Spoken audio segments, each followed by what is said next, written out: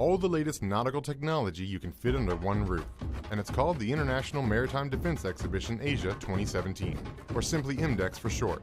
Stay tuned in to find out more on this edition of Dispatch Pacific from Singapore.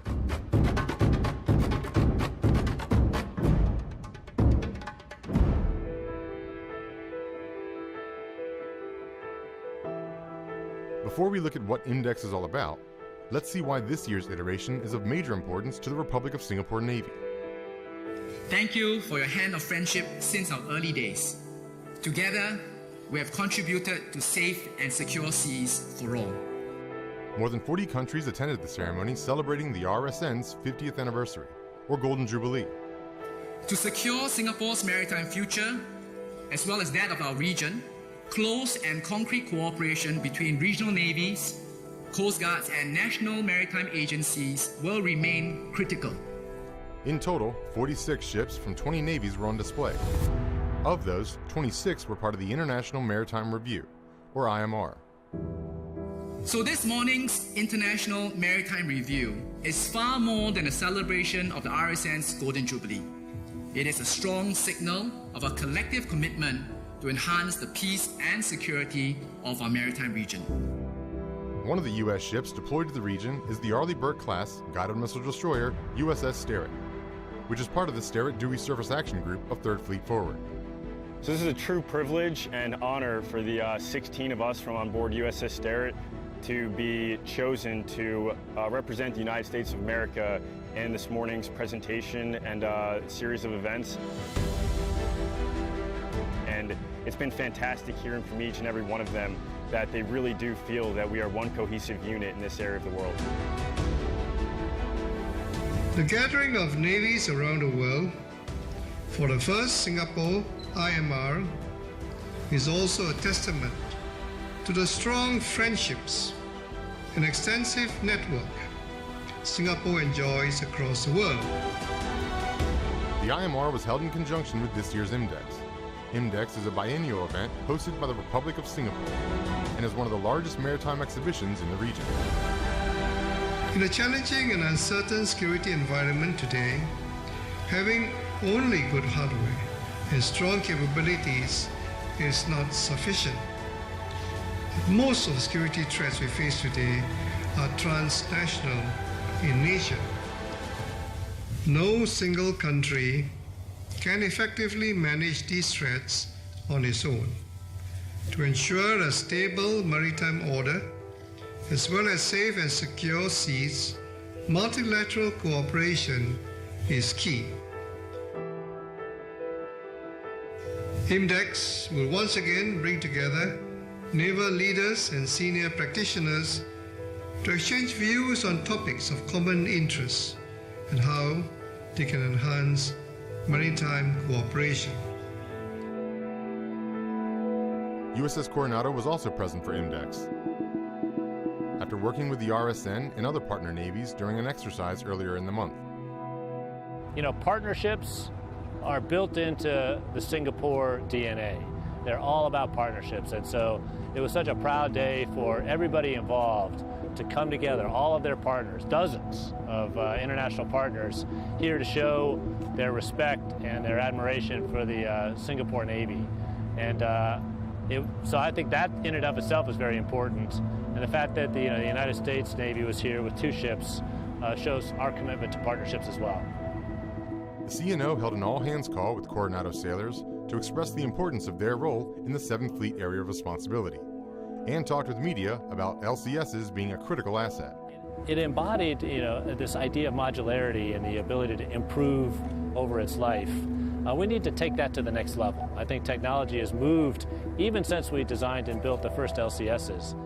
Ship design is one of many technological aspects of IMDEX.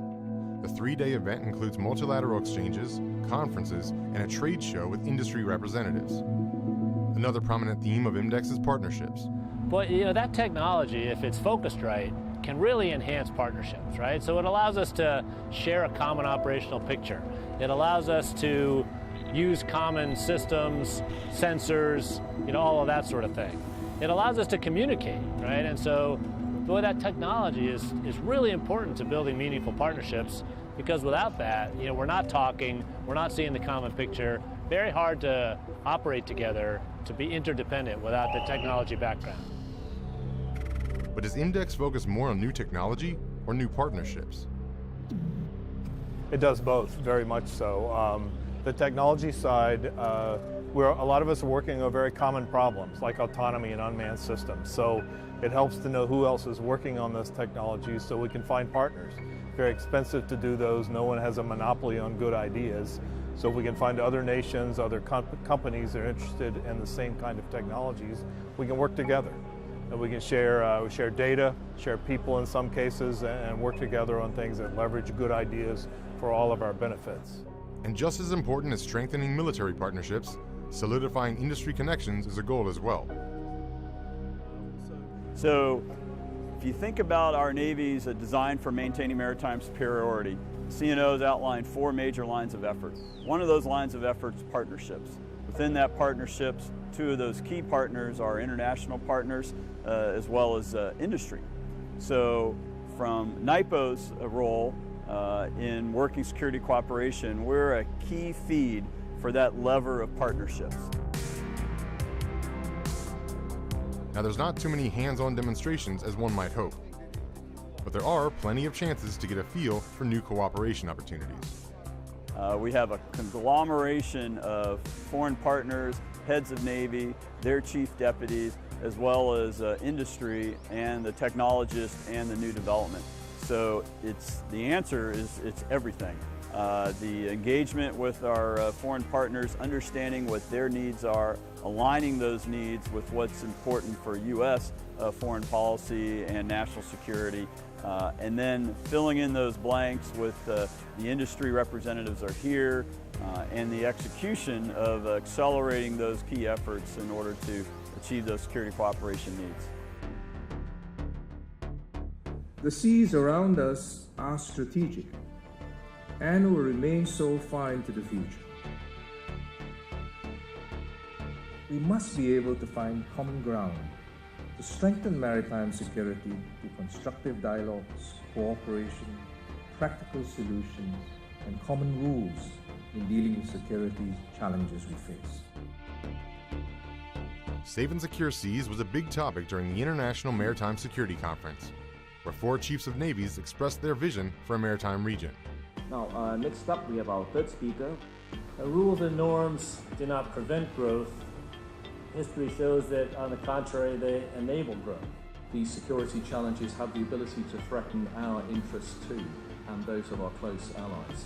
Right, what you find is a conference and the agendas in these type of events serve as a catalyst for the collective to get together. So the agenda is important because it addresses some key areas of insight that's needed to kind of focus efforts of both the collective navies as well as industry.